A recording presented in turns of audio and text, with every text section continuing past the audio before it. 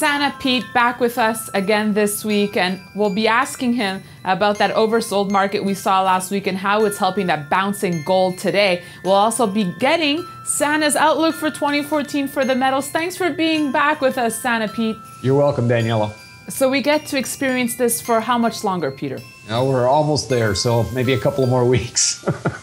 Peter, before we get to your thoughts on the outlook, let's look at the metal short term here. Last week when we spoke, you mentioned that you thought the markets were oversold and you could see a positive bounce. That's what we're seeing this Tuesday. What are your thoughts? Yeah, I think it's been building over the past week. We suggested last week when we did this piece that silver, at $19 was definitely worth taking a shot at, and it's turned out fairly well. Silver's up this morning. The last I looked was at around 30. So it's had a nice 5% pop, and I think again based on my commentaries that I put out every morning, I think the market was just oversold in anticipation. There's still people that strongly believe that there's going to be a tapering event occurring next week.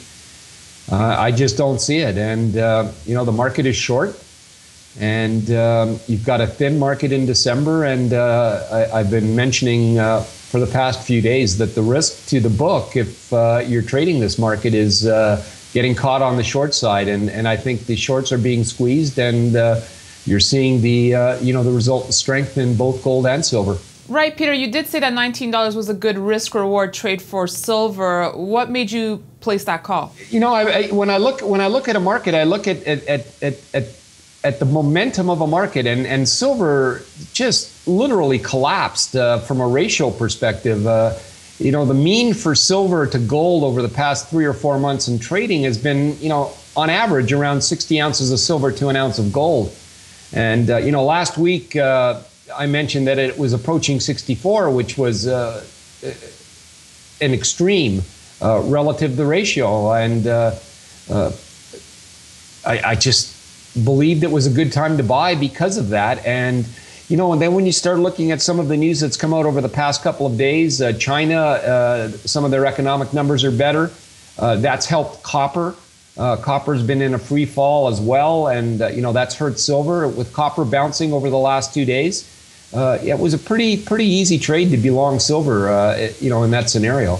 Peter, we're also seeing more positive data from the U.S. Unemployment now at a 5-year low. Do you think that we're seeing a rosier picture? I think the U.S. economy is mending. I still believe it's mending slowly. I'm not saying that tapering is not going to happen. I've been saying it's not going to happen this year.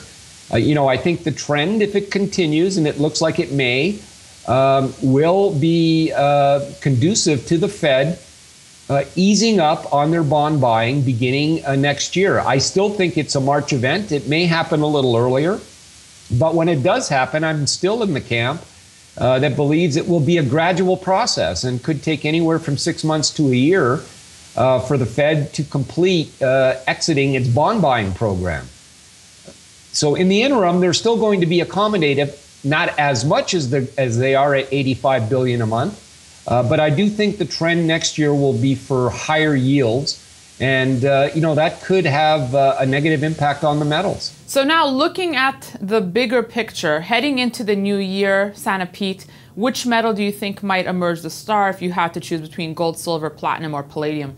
Yeah, I can answer your question a number of ways. When you say heading into the new year, I think there's going to be some fireworks coming between now and mid-January. I suggested the other day that nobody's been talking about the debt ceiling debate, which is due to reignite shortly. Nobody's talking about it, and sure enough, I say it yesterday, and this morning, the first 4 talking heads on CNBC are talking about the debt ceiling debate. It's there, it's real. I do not see the Democrats and the Republicans coming together on a deal, and that's going to create some volatility in the market. So short term, coming into the new year, I think, as I mentioned to you a couple of weeks back, that we could be surprised on the upside.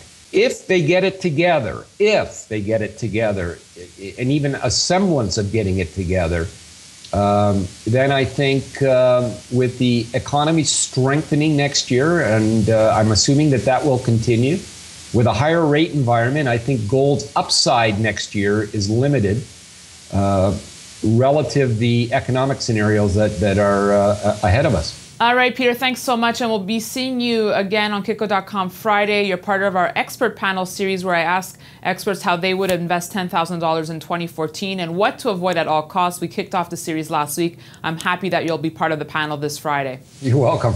And we also look forward to seeing Santa Pete again next week. Who knows what he'll be wearing? I'll keep up the jolly cheer as best I can. All right, thanks so much, Santa Pete, and thanks for watching this edition of For Pete's Sake. You can email us at newsfeedback@kitco.com or follow me on Twitter @Daniela Camboni. Thanks for watching.